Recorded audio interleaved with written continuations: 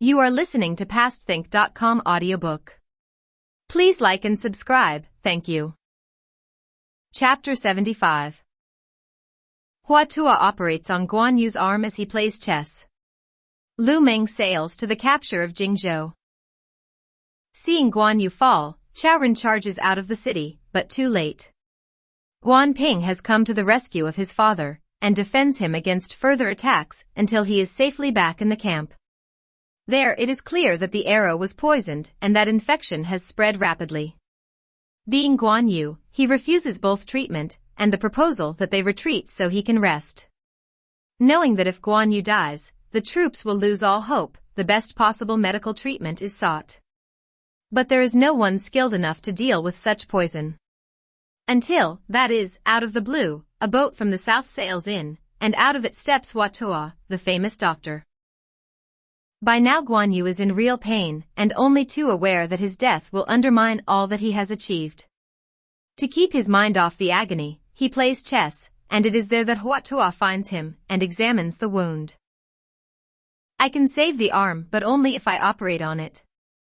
But you'll probably find the surgery too painful. Look, says Guan Yu, for me death is going home. Have no worries about me. To operate successfully, says Hua Tuo, I'll need a quiet room, and a pillar with a looped rope through it through which you will place your arm so we can secure it. I'll also need to cover your head with a blanket. Then I will cut through the flesh until I hit the bone, scrape the infection off the bone, and then sew the arm up. This will cure you, but I doubt if you can stand such pain. That's it, is it? Says Guan Yu.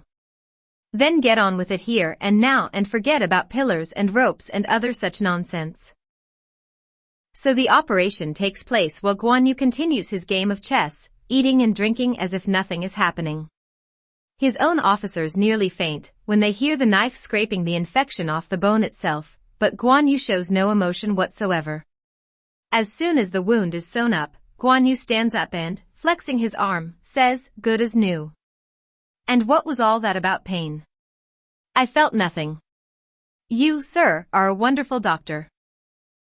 I have done many operations, but never have I seen anything like this. You, sir, are frankly a superhuman.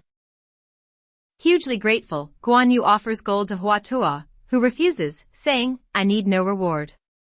I came because of your high reputation for virtue.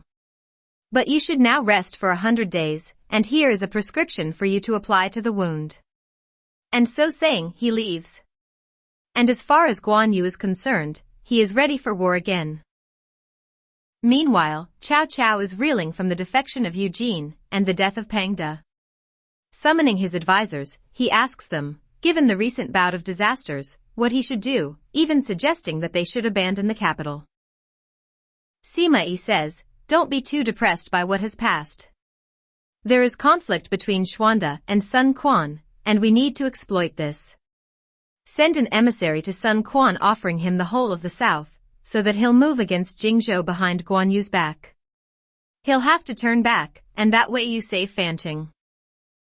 So it is agreed, and having dispatched the letter to Sun Quan, he appoints Su Huang as commander, and Lu Jian as his second to go to oppose any further advances by Guan Yu. When Sun Quan receives the letter, he summons his advisors. Zhang Zhao is deeply suspicious of Cao Cao's motives, pointing out that the Wei are faltering. Why, they are even discussing abandoning the capital, he says. This is just a trick to divert us from attacking them, and to get us instead to help them out by attacking Xuande. Before Sun Quan can reply, news comes that Lu Meng has arrived from the city of Luku. The news he brings is that Guan Yu is off attacking Fanqing, and that therefore this is the perfect time to attack and take Jingzhou. That ends the discussion as far as Sun Quan is concerned. The decision is made to seize Jingzhou while Guan Yu is away. Lu Meng is given authorization to prepare the plan of attack, while Sun Quan will follow on soon with the rest of the army. Arriving back at Luku, Lu Meng is informed of the system of beacons that Guan Yu has established to give warning of exactly the sort of attack he is planning. He is also told that Jingzhou itself is well staffed and defended. The news profoundly alarms Lu Meng, and, unable to imagine how to overcome such odds and fearful of having made promises to Sun Quan he cannot fulfill, he takes to his bed, pretending to be ill. When news of Lu Meng's illness reaches Sun Quan, he is naturally concerned. But Lu Sun tells him he is sure this is just an act, and so he is sent to investigate. As he walks into Lu Meng's bedroom, he can see it is indeed just an act. He also knows that this is due to fear brought on because of the scale of the task of capturing Jingzhou. Lu Sun reassures him, telling him he knows how to cure this illness. He has a plan for overcoming the beacons and for seizing Jingzhou. Overcome with joy at this news, Lu Meng asks Lu Sun to tell him his plan. We need to fool Guan Yu. His only concern is you, so we need to lull him into a false sense of security. Let it be known that you've resigned for reasons of ill health.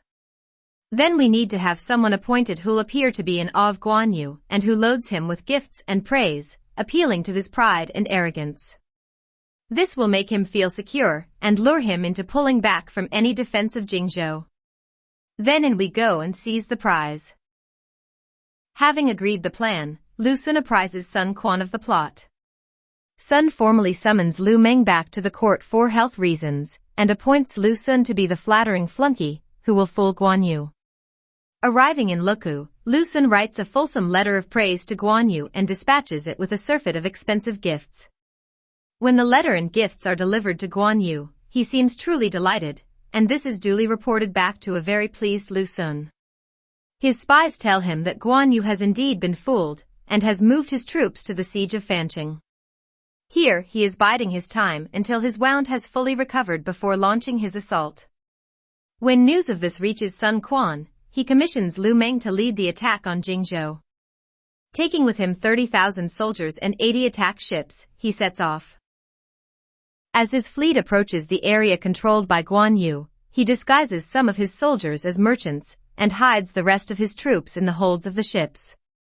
Letters are sent to Cao Cao, advising him to attack Guan Yu, and to Lu Sun, to keep him abreast of the developments. Then the ships head for the Xuanyang River, traveling night and day to get there as quickly as possible.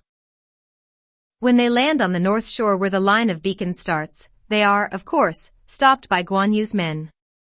But the latter are convinced they are just merchants and wave them through. That night, the troops hidden in the holds emerge and silently, and very effectively overwhelm the men guarding the shore and the beacons. Not a soldier escapes. All are captured. Not a word is spoken. Not a single beacon is lit. Sailing on down, they come close to Jiangling. As they approach, Lu Meng persuades the captured men to fall in with his plan, and to be willing to fool their compatriots guarding the city gates into letting them in. Once inside, they are to set fires to cause maximum confusion, and to act as a signal for the rest of the troops to attack. Late at night, the men arrive at the gate and call up. They are recognized, and the gates are open to them. Once inside, they set fires, and before dawn the city is in the hands of Lu Meng. To ensure the loyalty of the ordinary people, Lu Meng gives the strictest of instructions that nothing is to be taken from any of the citizens, nor are any to be harmed. Later, Lu Meng sees one of his soldiers wearing a rain cloak and hat which clearly have been stolen, and, despite the pleas of the man that due to the terrible rain that day he just wanted to keep his armor dry, he is executed.